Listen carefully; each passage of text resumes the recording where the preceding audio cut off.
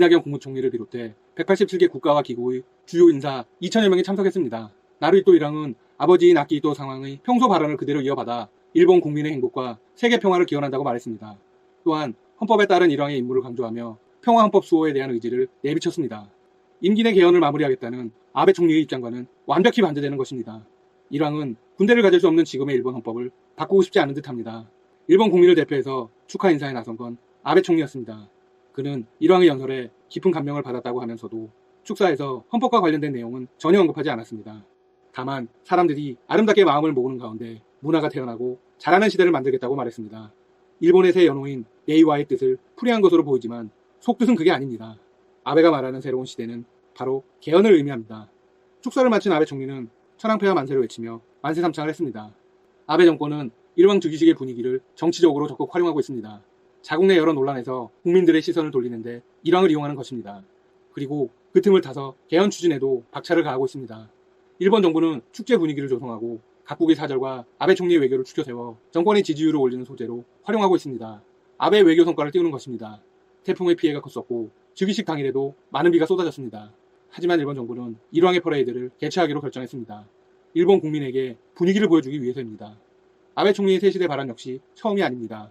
아베 총리는 그동안 일본 헌법이 개정 70년이 넘도록 한 번도 개정되지 않아 시대에 어울리지 않는다고 호소해왔습니다.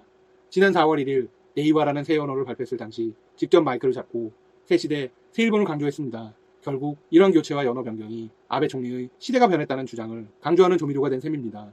뿐만 아닙니다. 아베 내각은 아베 총리와 왕실이 굉장히 긴밀한 관계를 가지고 있다고 부각하기도 했습니다. 일본에서 왕실에 관한 행정 업무를 담당하는 기관을 국내청이라고 부릅니다. 지난 5월 아베 총리는 국내의 정세를 나루히토 일왕에게 설명하는 자리를 가졌습니다. 원래는 비밀리에 이루어지는 행사입니다. 이유는 일왕의 정치 관련 논란이 일어날 수 있기 때문입니다. 하지만 불문율을 깨고 이례적으로 사진과 영상을 공개했습니다. 아베 총리가 일왕을 얼마나 잘 이용하고 있는지를 보여주는 대목입니다. 일본 내에서 비판의 목소리가 나오고 있습니다. 아베 총리의 이런 행보가 일왕이 정치나 국사에 개입하지 않는다는 헌법의 취지를 무시하는 것이라는 얘기마저 나오고 있습니다. 하지만 아베 정부는 전혀 신경 쓰지 않는 눈치입니다. 앞으로의 일본 정세도 닥터시사TV가 빠르게 전해드리겠습니다. 시청해주셔서 감사합니다. 여러분 구독과 좋아요 부탁드립니다. 일본의 유명한 소설가 히라노 게이이치로가 당부한 말이었습니다. 그는 데뷔작 일식으로 1999년 일본 최고 문학상인 아쿠타가와 상을 수상한 일본의 지식인이었습니다. 그는 혐한을 부추기는 일본 언론에 대해 이렇게 말했습니다. 화가 나기도 하고 상처를 입기도 했다. 미디어가 무책임하게 반감을 부채질한다. 우리 모두 우선 강제징용 판결문을 읽어봐야 한다. 읽으면 충격을 받지 않을 수 없을 것이라고 비판했습니다. 그는 판결문도 읽지 않은 채 방송에 출연해 한일 관계를 언급하는 사람들에게 발언권을 주면 안 된다고 덧붙였습니다. 그는 강제징용 피해자 이춘식 할아버지 기사를 읽으며 큰 울림을 느꼈다고 밝혔습니다.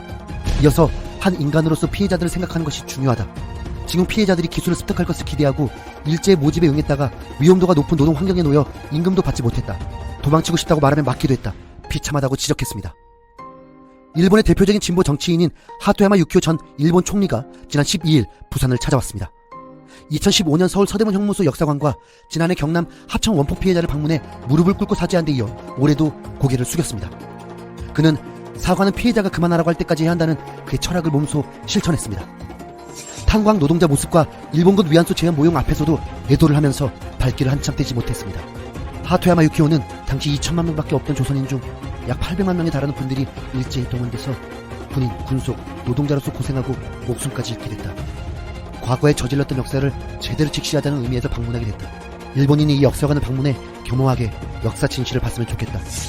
그는 자신이 현지 총리일 때 여러 가지 사죄를 했어야 했다며 현재 일본에서 자신의 영향력이 내려가 있다는 사실을 한탄했습니다.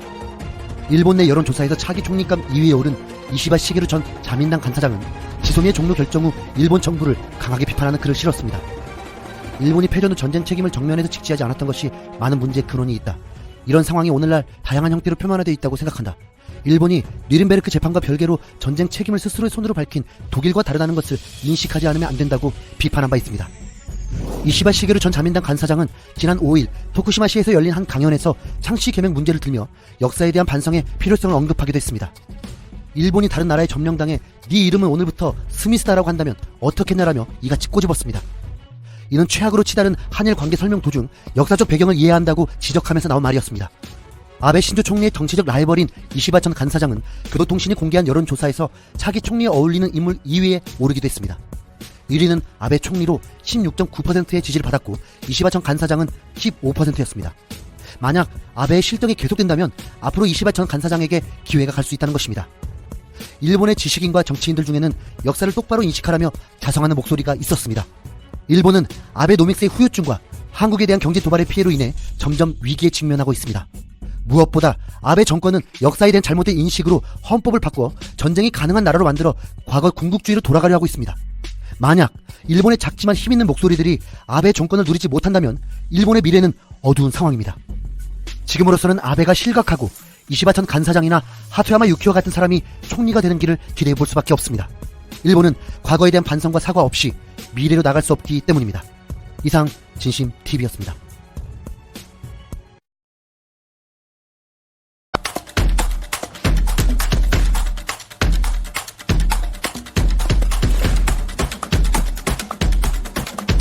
도대체 아베가 왜 이러는 건지 아베 전문가를 모시고요. 이야기를 좀 나눠보도록 하겠습니다. 1988년에 한국에 왔고요. 네. 2003년에 한국 사람으로 국적을 옮겼습니다. 그 조국 이슈에 대해서 그렇게 관심이 많다고요. 일본 방송이요. 예. 그럼 뭐 양파가 옆에 왜 있는 거예요? 한 일본 방송인데 예. 그 까도 계속해서 뭐 혐의가 나오는 여러 가지 데서 나온다. 양파 남자라고 예, 이제 일본 예. 방송에서 이렇게 비유를 했다고 해요. 한국이 아주 이상한 사람을 장관으로 비정상 하고 있다. 국가다. 예, 그런 식으로 그러니까 교만적인 이미지 때문에 하는 거예요. 우리가 볼 때는 그 양쪽의 위견 있잖아요. 네. 그러나 일본은 하나의 위견. 그러니까 교만이라는 것을 계속 강조하기 위한 반성 굉장히 많아요. 예, 아베 정권이 언론을 장악했어요. 지금 K-팝 일본 안에서 굉장하거든요. 그렇죠. 근데 그것을 소개하면 왜 한국을 좋게 그래요? 보도하느냐라는 식으로 그 아베 진위대들이 있어가지고요. 24시간 항의 전화를 한다고 합니다. 그 판손사에. 이것은 아베 정권이 아닌 다른 정권에서는 전혀 없었던 현상이 있는 거예요. 그러니까 판손사에서는 너무 피곤해가지고 안 하게 되는 거죠. 아베 총리가 망언을 했다고 합니다. 100년 전 국제연맹에서 일본은 미래를 향한 새로운 원칙으로 인종평등을 지켜들었다. 이 100년 전이면은 대한민국 식민 지배를 하고 있었을 텐데 그 인종 평등을 지켜세웠다. 이거는 완전 괴변 막말 아닙니까? 완전히 교수님께서 생각하시기에 왜 아베는 이런 말을 했을까요? 그러니까 3.1 독립운동부터 100년이잖아요. 한씨는 3.1 독립운동을 단합했고요. 네. 그런데 그쪽에서는 인종차별을 설배하자 말한 지 100년이라고 하는데 그러나 지금 또 일본은 한국을 경제포복으로 상당히 때리고 있는 그것을 좀 가리기 위한 이야기가 아닐까. 왜냐하면 한국 사람들이 지금 일본에 많이 안 가지 않습니까? 지방 쪽에서는 경제가 안 좋아서요. 관계자들이 모이면 아베상에 대해서 이를 가르면서 욕을 한대요.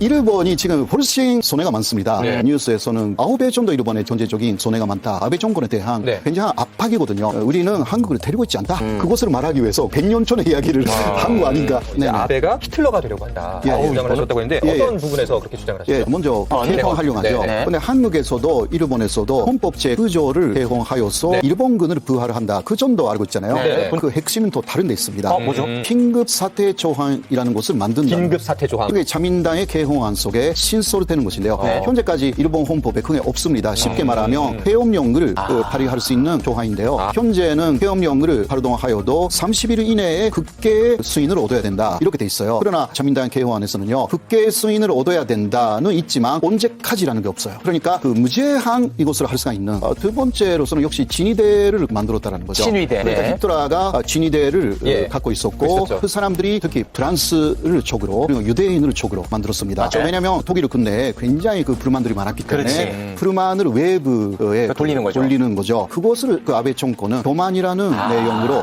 일본 내에도 지금 그 경제가 좋아졌다고 하는데 그렇지 않습니다. 일자리가 많은 곳은 인구가 감소했기 때문에 많은 것뿐이지 일본인들의 월급이 굉장히 저수준에서 지금 그 머무르고 있어가지고 불만이 많아요. 아베노믹스가 실패했다고. 그러한 여러 가지 불만을 외부에 돌리려고 네. 그 돌리는 대상이 지금 한국입니다. 그러니까 그 굳이 예. 왜 수많은 나라 중에 한국을 지칭해서 말씀 부탁드릴게요. 한국이 일본을 지금 사실상 1인당 DGP라든가 여러 가지 면에서 일본을 넘게 됩니다. 그러니까 데려야 돼요. 데려야 돼. 예, 아베는 45년까지의 대일본 체육을 부활시킨다라는 그 사상을 갖고 있고 네. 그리고 옛날에 또 식민지로 했기 때문에 경제적으로 절대 일본을 넘게 하면 안 되기 때문에 알겠습니다. 그래서 네. 경제 보복을 하기 시작했죠. 알겠습니다. 이거를 외교로 네. 풀 수는 없겠죠? 아베를 설득하거나. 마지막은 외교로 풀어야 돼요. 그러나 그쪽의 주장을 다 받아들이는 식으로 가면 굉장히 큰일 납니다. 큰일 납니다. 아베 정권이 물러나는 조건 하에서 외교적으로 네, 알겠습니다. 외교를 할 수 있다.